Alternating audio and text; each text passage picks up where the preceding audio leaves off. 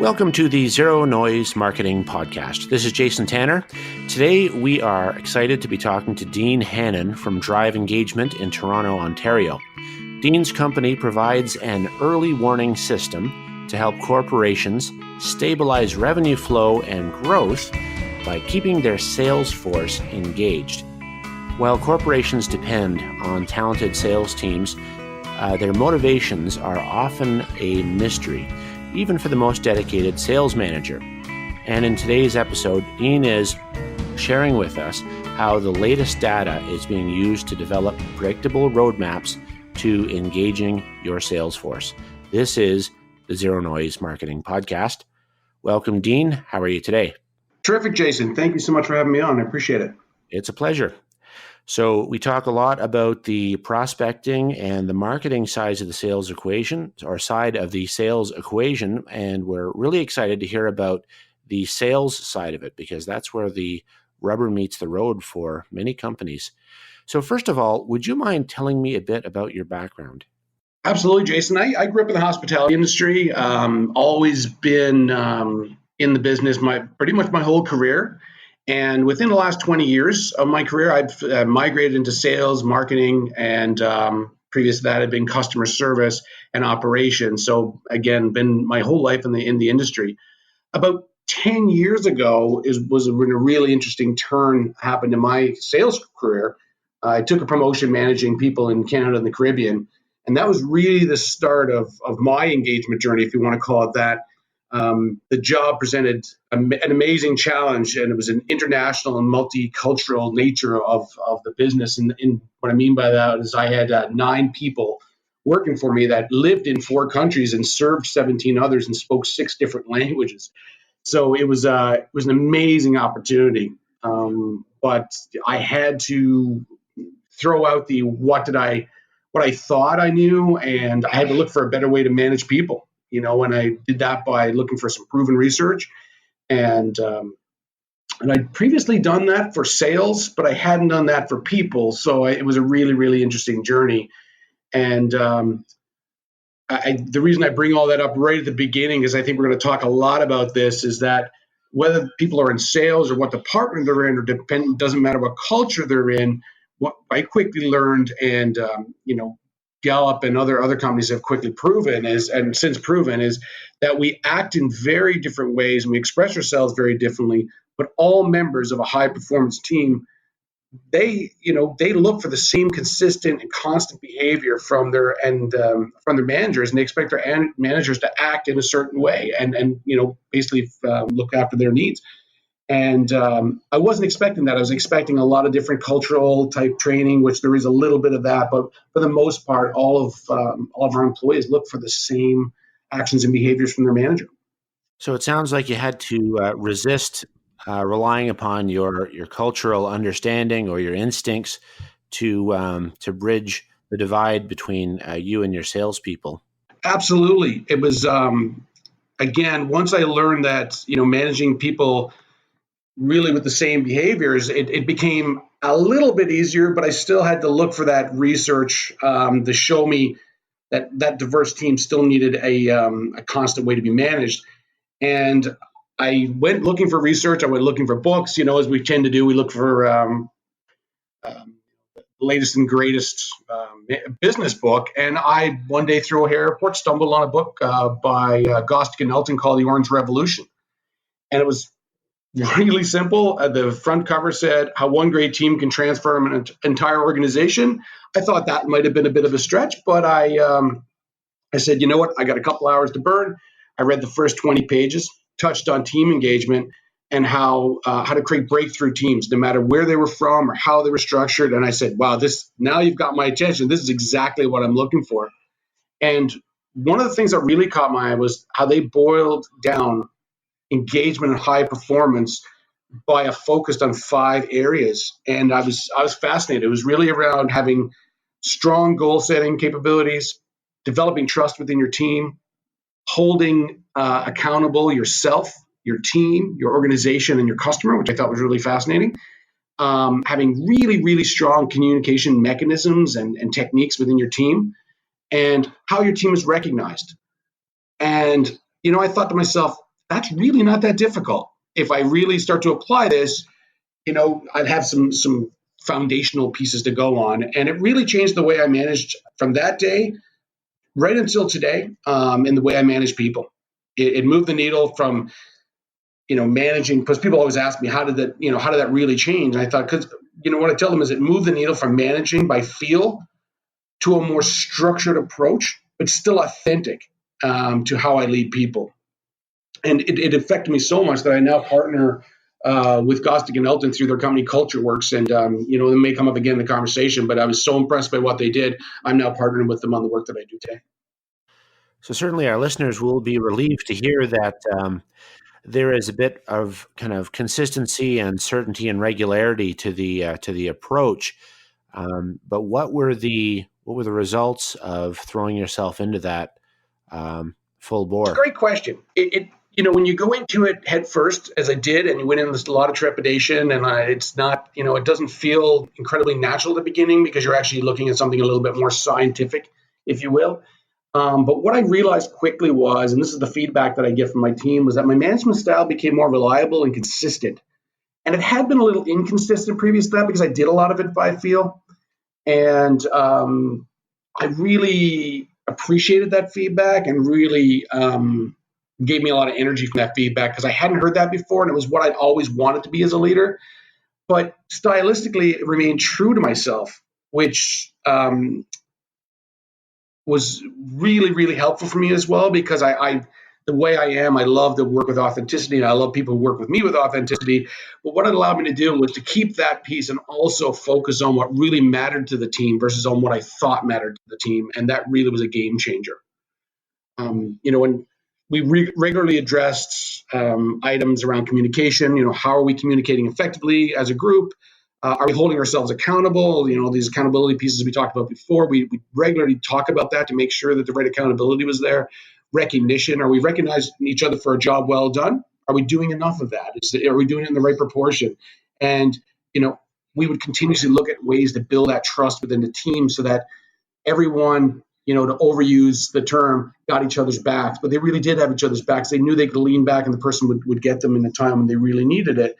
The team resonated with that, and I think they appreciated the approach because realistically, it was about them. All of the initiatives were not about, myself or my career. It was really about helping them within their team to be their best selves, which that was the feedback I got, and pretty successfully. And since then, I've been very lucky in that I've had 3 different sales teams, and I used similar approach and had virtually the same results every time, which has been, again, that's what's really changed my career for the better. That's fantastic. So we're talking about engagement here. People are more involved. They're supporting one another. They're communicating more effectively. They're being held accountable, and they're feeling like they're recognized, and they trust their team, and also the person that they report to. But certainly a CEO listening to this, a business owner, would want to know what the performance implications of the change in approach were for you. Absolutely. CEOs, when I talk to CEOs or I talk to CFOs, people are generally more results driven, pure hard results driven. And I appreciate that. And that is their role. And, I always honor that. And I want to always put in front of these folks, what is the game change? How does that move the needle? What am I, is it worth our time? Within 1 year of doing that with the team I just walked you through, we saw 20% revenue growth. We saw an 8% lift in margin. We had a 100% retention of staff. In the previous year, we had 100% turnover in that staff, and which is not unheard of within sales teams. And you and I have talked about this, Jason. I mean, I think that number surprised you the last time we spoke, but that is the reality within a lot of sales teams that are not engaged. They come and they go, but it's incredibly disruptive to a team, and a team will never reach its full potential as long as it's turning over. Even at a 50% rate, teams have a really hard time getting that traction. And it's very, very difficult to meet numbers, to achieve goals that a CEO or director of finance or even a VP sales and marketing would look for. For anybody maybe in HR that's listening, or even the CEO that's really tuned in with engagement rates. We achieved a 70% engagement rate after that year. I think that was a testament to both the team and the company, because the company gave me the freedom to do what was needed at that time to engage those people, which was absolutely fantastic. And again, another game changing learning for me as well. And from a personal perspective, I think it should be noted that given the team buy-in and how I saw a team come together and the amount of engagement that they had showed, we moved. I think I personally also moved from engaged to highly engaged, if you want, which was a win-win for everybody, because when the manager's engaged, and I'm sure we'll talk about this later, when the manager's engaged, the people tend to engage with them. But without the manager being engaged, it's almost impossible to get there. And it's, as I mentioned earlier, it really changed my life, and it's ignited a passion in me for leadership and for the power of engagement, and hence what I do today. So at these companies where your employers had them all to themselves, you were able to help a team at a certain company, and now you're out in the wild. You're an independent contractor and consultant. And how are you bringing these principles to the different companies that you're helping at this time? So I'll continue on the same principle that I talked about when I was looking at managing a team. Was when I started to move out to help others. What I looked at was I wanted to look for opportunities that I just didn't simply use my success. That was my personal success.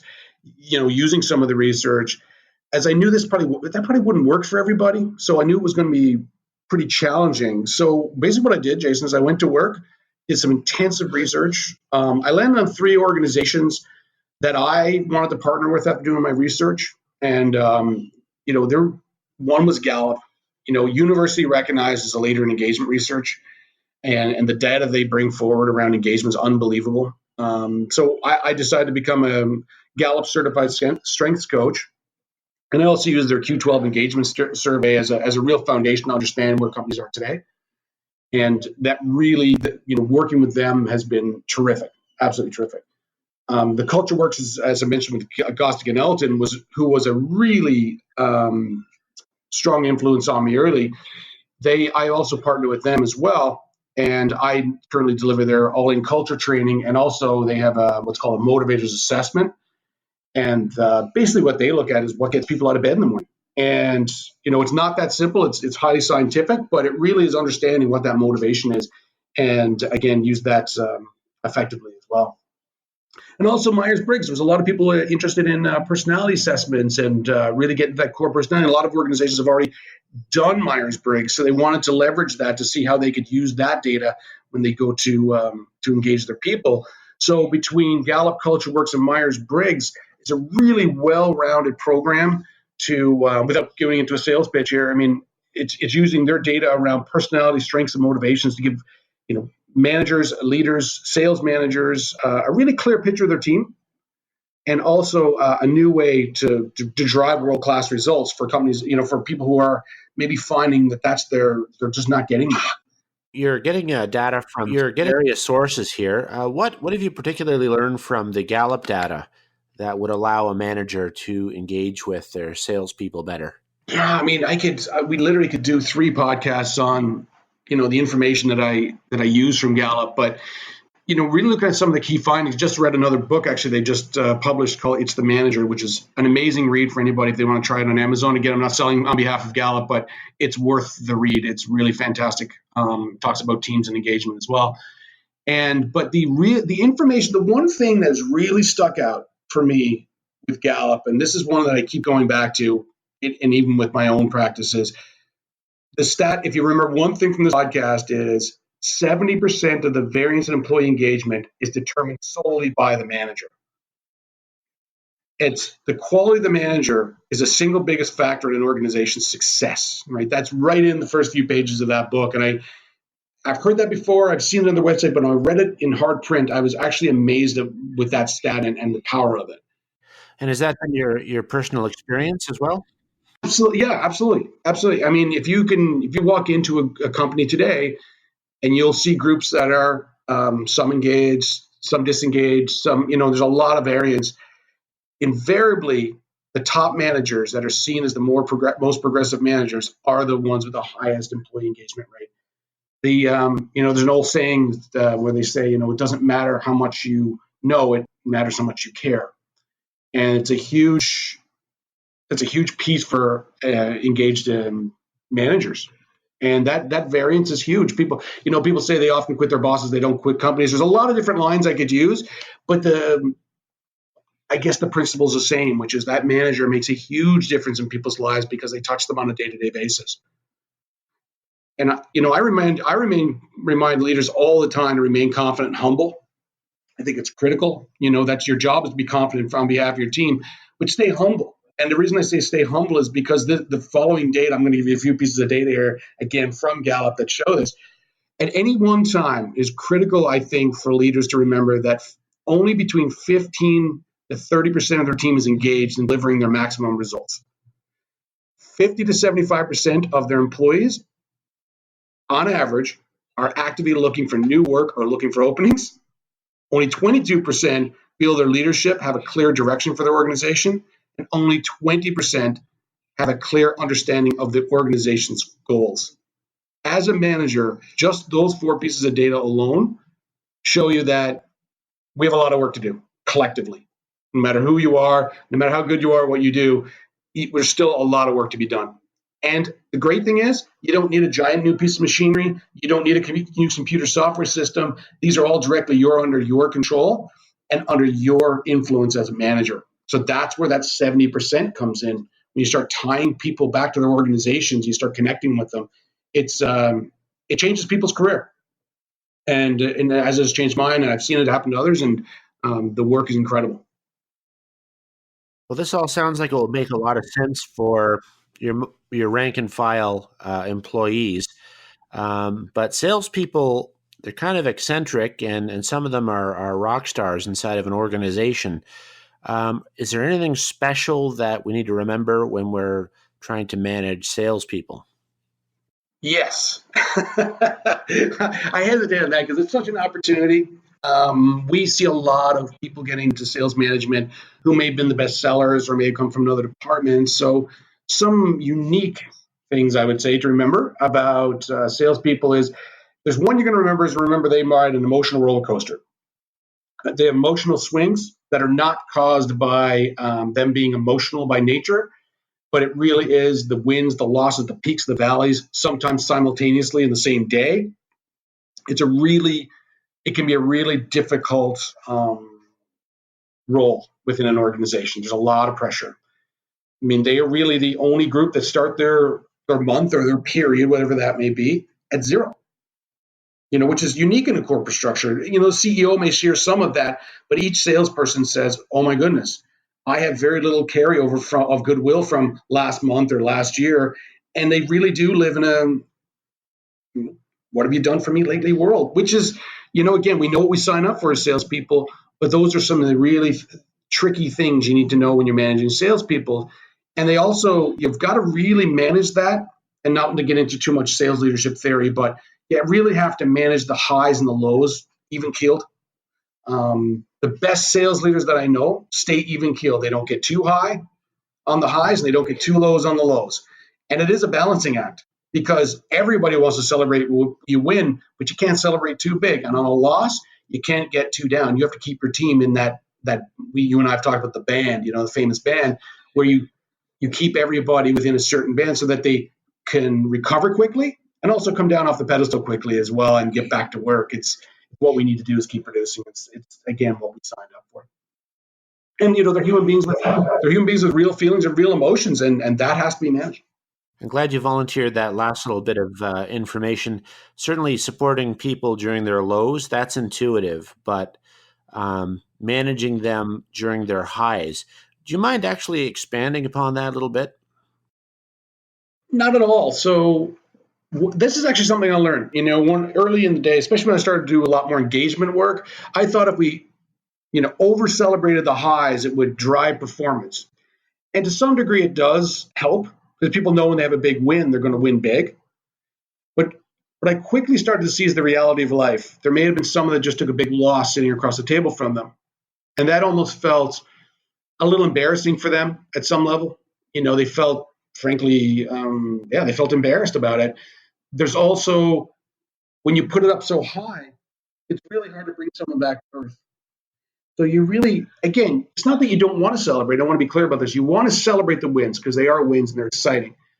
But you have to temper that the same way you would with tempering a loss. As upset and frustrated and sometimes angry as you can be about a loss because all the time, effort, and energy that your team have put into it, you got to keep that from getting too depressed as well. So you're always trying to work in that middle so that everybody can celebrate, do whatever they got to do depending on what end of the spectrum they're on, and then come back to work the next day feeling they know basically we're going to go back to business the next day. Thanks for expanding on that. So a sales manager listening to this is going to say to you, well, these guys are professionals. Certainly their excessive commission structure should be all the incentive that they need to stay interested in their jobs. Is that the most important thing, or is this a more balanced approach that you're trying to teach? So I'm going to take a bit of a balanced approach to that as well, to steal your words. But basically, what I would encourage sales leaders to do is to understand that monetary incentives are important. They have utility in our lives, and they do motivate at some level. But financial motivation only, on its own, independent, is really a traditional approach. And my learning over the years, I've found two dangerous assumptions that thinking that someone is 100% motivated by financial means. One is that they're all financially motivated and that's all that matters in their life as a human being. And then also, number two is they're exempt from all other engagement activities that that you'd focus on with your non-sales employees. So basically what you're saying is they're a one-trick pony and they're always triggered by the same thing. I'd like to take the benefit of the doubt of my sales team and say, I don't think they're that unidirectional, if you want. They're multi-layered. There's things that happen. So a little bit complicated. So what I always say to people is keep a few things in mind. Number one, I've already touched on. Money and incentives are important for anybody. And that's also for your non-sales team as well. It's deeply personal for people. It's how they know they're valued by the organization. So you have to get that part right. But again, then there's a very much when you're willing to drill deeper. Gallup gives us the data too on this, and basically they say that all employees define engagement by 5 steps, if you want, or five components. Number one is role clarity. The second is opportunities to do what they do best. Third is opportunities to develop. Number 4, strong coworker relationships. And the fifth is common mission or purpose. And in their Q12 engagement survey, which we deliver, we test for all of that. And if you look at that, those 5 pieces that really engage someone, those are not financially motivated. Those are all deeply personal, non-financial for the most part. So as long as we look at the monetary, we have to look at these to really get to engagement. You'll never do it, rarely if ever do it with money alone. We work with CultureWorks as well, and they test motivation, as we talked about earlier, for salespeople, and they often find that money, it's actually one of the motivators is money, is not the greatest motivator. People are often in sales because they're motivated by challenge and prestige and want to provide a great living and a wonderful life for their family. And there's, or one of the other 22 motivators that need to be tested. I think, in my world, I test them because, Jason and Dean are going to be motivated by very, very different things, even though we both like money. And then I always say to people, a constant parade of perks, while it's attractive and there's a whole industry built around it, is not going to engage your people. And it's often very disappointing for, again, those CEOs or VP sales or VP HR that have engaged those companies that talk about motivations and perks. They're often disappointed by the results. And the reason is because they really still don't get to those personal reasons. They kind of out-perker, and it's tricky. And as we work with managers, we work with that Q12 we talked about, and we use those as the guiding principles. So, we'll talk about financial, but we'll also talk about all those other pieces to make sure we got alignment around all of those. I understand. So there's a lot to this, obviously. Again, we could do hours on it, but I just want to try to capsulize it and make those couple of points about financial and non-financial motivators and engagement pieces. Fantastic. So when I'm talking to and interacting with salespeople, my experience has been that they keep their cards pretty close to their chest. It would be, I would think, easy to be blindsided by a salesperson leaving the company for greener pastures. Are there any early warning signs that sales managers and CEOs can look out for to make sure that this doesn't happen, that they're not blindsided by the sudden departure of a high-performing salesperson in their company? Yeah, absolutely. Absolutely. And this is a bit of a personal obsession with me because when I get my best people, I like to keep my best people and I like to help others keep theirs. People are great people are incredibly difficult to find, incredibly difficult to keep. So as for salespeople, specifically the salespeople, I've gone out and I've looked at the analytics at work that's being done currently. Again, that would be a whole podcast on its own to look at some of the analytics, and I can talk to anybody who wants to give me a call more about the analytics side of it. But realistically, what we're trying to do is we're trying to develop those early warning systems. And I brought together a team of really progressive sales leaders. And we sat down and we created about 20 early warning systems, or early warning signs or signals or red flags, if you want to call them that, for sales disengagement. These start a year or so out. It's critical to know that disengagement starts a year before someone leaves. So catching early is unbelievably important because they become minor issues that you can correct quickly on the fly, one-on-ones, team meetings, those types of connections there. So 4 categories that I look at really, I'll just walk through these quickly, is I look at activity and performance, discretionary effort or drive, team dynamics, how they interact with their team, and how they interact with their customer. Those 4 things with it, and there's about 20 of these signs. Like I say, it's on the website. If you go to driveengagement.ca/sales, you'll go to a page where it'll give you the 20 warning signs, and you can just download them and use them. And we always recommend that managers don't find excuses when they start to see these warning signs. They may not be engagement, but don't think they aren't engagement. That makes sense. Take them seriously. Start to see if they're engagement issues, test them, ask questions around them, and address them immediately before they become a bigger issue. Because as anyone on this call knows, sales retention is incredibly expensive. So sales managers and executives are always trying to manage their own motivation as well. Is there anything that we can notice about ourselves that we can interpret as maybe a precipitous drop-off in engagement or an early disengagement sign in ourselves? I think that we need to understand, like a lot of other employees, whether we're managers, we're senior leaders, or we're frontline employees.